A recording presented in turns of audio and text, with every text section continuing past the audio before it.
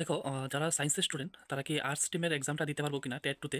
এই বিষয়টা নিয়ে অনেকেই আমার কমেন্ট করতেছে যে স্যার আমি তো সায়েন্স ব্যাকগ্রাউন্ডে, তো সায়েন্স ব্যাকগ্রাউন্ডটা আমার কাছে একটু হার্ড লাগে। তো আমি কি আর্টসে মানে টেট টুতে আর্টসের যে মানে সাবজেক্টটা ওইটা থেকে আমি এক্সাম দিতে পারবো কিনা। তুমি আর্টস স্ট্রিমে এক্সামটা অবশ্যই দিতে পারবা, কিন্তু আমার মতামত বা আমার যদি তুমি ওপিনিয়ন নিতে চাও সেটা কোনোভাবেই বুদ্ধিমানের কাজ না বা কোনো একটা ভালো ডিসিশন হইব সেটা আমি মানি না। কারণ কি এটা আমি একটু ডিটেলসে কই, তাহলে তুমি বুঝতে পারো বা তোমার ডিসিশনটা নিতে তোমার সুবিধা হইব। দেখো তুমি যখন সায়েন্সের থেকে যখন ব্যাকগ্রাউন্ড থেকে তুমি যখন আর্টস ব্যাকগ্রাউন্ডে আইবা, প্রথমত তোমার যে বিষয়টা তোমার ফেস করতে হবে সেটি হচ্ছে এক্সামের যে কোশ্চেনের প্যাটার্ন। ঠিক একটা সময় আর্টসকো সায়েন্সকো মনে হয় যে কোশ্চেনগুলো খুব একটা ইজি লেভেলে থাকতো, কিন্তু সময়ের সাথে সাথে এখন দেখা গেছে 2022-এর যে পেপার অ্যানালিসিস করা যে এক্সামের যে লেভেল সেটা কিন্তু ইজি না, সেটা মডারেট থেকে হাই লেভেলে গেছে। যে মডারেট হাই লেভেলটা এটি হচ্ছে এক্সামের একটা ভাষা। তো তুমি ভাবছো যে স্যার আমি আর্টস সায়েন্সের থেকে আমি আর্টস চাইলে হয়তো বা বেশি স্কোর করতে পারবো, কিন্তু সেটা না। তুমি হয়তো বা ওইটা ভাবছো যে সায়েন্সে তো স্যার ম্যাথের পার্টটা আছে, কারণ ম্যাথ ক্যালকুলেশন করে আনসার বাই করতে অনেকটা সময়ের দরকার, কিন্তু আর্টসে তো আর ম্যাথের পার্টটা নাই ট্যাটুর ক্ষেত্রে। তো আমি ট্যাটুতে যে আর্টসে দিই তাহলে তো আমি বেশি স্কোরিং করতে পারবো। দেখো একটা কথা হইলো, যখন যারা মানে পেপার মানে কন্ডাক্ট করা বা পেপার মানে রেডি করে বা প্রশ্ন তৈরি করে, তারা কিন্তু এভারেজ দুটা পেপার বা দুটা স্টুডেন্ট মানে আর্টস কো আর সায়েন্সের কো দুজন স্টুডেন্টের কথা মাথায় রেখেই তারা কিন্তু কোশ্চেন রেডি করে।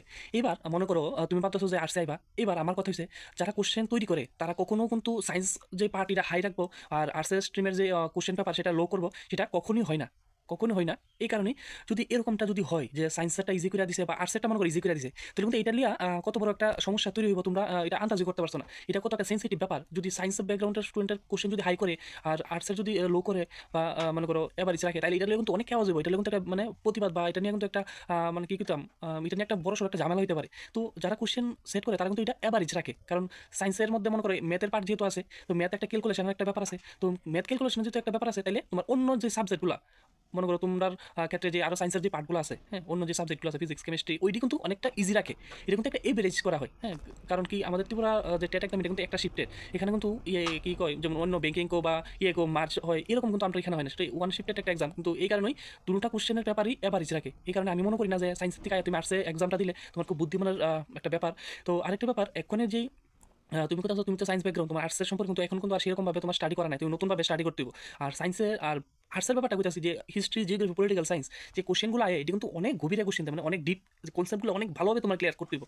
আর এই সময়ে নতুনভাবে এই 3 মাসে আয়া তোমার সিলেবাস কমপ্লিট করে মানে এক্সাম দেওয়াটা একটু ডিফিকাল্ট হয়ে যাবে, কিন্তু ইম্পসিবল বলতে কিছুই না, সবই পসিবল। সেটা তোমার উপর ডিপেন্ড করে সেই সিলেবাসটা কীভাবে কাভার করবা বা কী স্ট্র্যাটেজি ইউজ করবা তুমি, বা কী কোন বইগুলো পড়বা কি বা সিলেবাসটা কীভাবে মনে করো ফলো আপ করবা আর এক্সামের কোশ্চেনগুলো কীভাবে সলভ করবে, এটা সব সম্পূর্ণটাই তোমার উপর ডিপেন্ড করে। কিন্তু এটাও কই যে ইম্পসিবল বলতে কিছুই নাই, সবই সম্ভব, কিন্তু যদি তোমার চেষ্টাটা রাইট ওয়েতে হয়। তো আর কনসেপ্ট যদি তুমি ভালোভাবে ক্লিয়ার করতে পারো তাহলে অবশ্যই তুমি সায়েন্স থেকে আর্টসে এক্সাম দাও, কোনো সমস্যা নেই। কিন্তু আমি মনে করি তুমি যেহেতু সায়েন্স ব্যাকগ্রাউন্ড সায়েন্সেই এক্সামটা দাও, কারণ হয়তো তোমার একটা দ্বন্দ্ব মনে চলতেছে যে স্যার সায়েন্সে তো ম্যাথের পার্টটা আছে, তো ম্যাথ ক্যালকুলেশনে অনেক টাইম কনজিউম হয়ে যায়, তো ওই কারণে টাইম ম্যানেজমেন্ট হয় না। কিন্তু যদি এই ব্যাপারটা নিয়ে আইতে চাও তাহলে আমি মনে করি এটা বুদ্ধিমান না, কারণ কি সায়েন্সে যদি ম্যাথটা যদি ক্যালকুলেশনের ব্যাপার থাকে সেই জায়গাতে তোমার ফিজিক্স কেমিস্ট্রি ওই যে পার্টগুলো এটা কিন্তু একদম ইজি থাকে, ইজি থেকে মোটিভেট লাগে। কিন্তু এবার আর্টসে যেহেতু ম্যাথ নাই সেই দিকে যারা পেপার মানে তৈরি করে তারা কিন্তু ওই ব্যাপারটা জানে যে সায়েন্সের স্টুডেন্ট ম্যাথের আছে, তো এখানে অনেক সময়ের দরকার। তো আর্টসের স্টুডেন্টরা কি সেভাবে ছেড়ে দিব তারা? না, যারা কোশ্চেন সেট আপ করে তারা কিন্তু এই জিনিসটা মনে রাখে। তারা কী করে, তারা আর্টসের মনে করো সায়েন্স আর্টসের মধ্যে মনে করো জিওগ্রাফি হিস্ট্রি বা পলিটিক্যাল সায়েন্সের লেভেলে তো হাই করে দিব, সেদিকে তুমি ম্যাথ সলভ করে যে টাইমটা তোমার যাইবো সেদিকে তোমার এই জিওগ্রাফি হিস্ট্রি পলিটিক্যাল সায়েন্সের কোশ্চেন সলভ করতে সেমই যাইবো। হয়তো বা এটা স্ট্যাটিস্টিক মানে কোশ্চেন এগুলো মনে করো জিকে টাইপ কোশ্চেন হয়, কিন্তু তারপরও তোমার যে কোশ্চেনের লেভেলগুলো মানে এত ভিতর থেকে দিব একটা স্টুডেন্ট এত ইজিলি তো এই যে কোশ্চেন সলভ করতে পারে তা না কিন্তু। তো এই কারণে আমার মতামত বা আমার ওপিনিয়ন, তুমি আর্টস বা সায়েন্স ব্যাকগ্রাউন্ড থেকে তুমি সায়েন্সে এক্সামটা দাও, আর আর্টসে যারা স্টুডেন্ট তোমরা আর্টসে ব্যাকগ্রাউন্ডে দেও, কারণ কোশ্চেনের লেভেল এখন দিনকে দিন অনেক হাই হইতেছে এবং তোমার যে কনসেপ্টগুলো খুব ভালোভাবে ক্লিয়ার করতে হবে। কিন্তু যে উপরে পড়ে গেলাম গা বেসিক পড়ে গেলাম গা, মানে এখনের যে এক্সামগুলো হইতেছে টেটে সেটা কিন্তু মানে এক্সট্রিম লেভেলে মানে এখনো পৌঁছাইছে।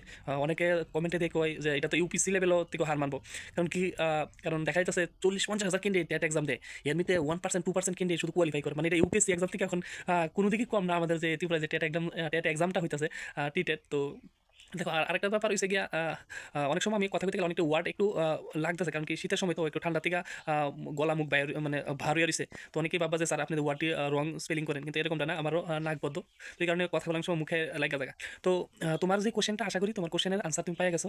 তো সেইভাবে তাছাড়াও তোমার উপরে সম্পূর্ণ ডিপেন্ড করে তুমি কোন স্ট্রিমে এক্সাম দিবা, কিন্তু এক্সাম অবশ্যই তুমি দিতে পারো, কোনো সমস্যা নাই। কিন্তু আমার যেই মনে করো ওপিনিয়নটা আমি এটা শেয়ার করছি, তারপরে সম্পূর্ণ ডিপেন্ড করে তোমার উপরে তুমি কী করবা। ঠিক, কিন্তু ইম্পসিবল কোনো কিছুই নাই, তুমি সবই সম্ভব। যদি 3 মাস বা আর রিমেনিং যে দিনগুলো আছে এক্সাম যেহেতু এপ্রিলে, তো এই সময়ের মধ্যে অবশ্যই সিলেবাস কমপ্লিট করতে পারবা কিন্তু সিস্টেমেটিকলি যদি পড়ো। তো অবশ্যই তোমাদের জন্য বেস্ট অফ লাক এবং এক্সামের লাগিয়া জান প্রাণ সব উজাড় করে দাও, কারণ এই সুযোগ বারবার আয় না। বারবার করে গেছি, শেষে আমি একটু মোটিভেশন দেওয়ার চেষ্টা করি, এই সুযোগ বারবার আয় না। এটি মনে করো তোমার শেষ সুযোগ, আর এই সুযোগ কখনো যেন হাত থেকে না যায়। গড ভগবান সবাই কিন্তু একটা না একটা সুযোগ দেয়, তুমি এক্সাম ক্লিয়ার করো, কইরা সবাই দেখাও।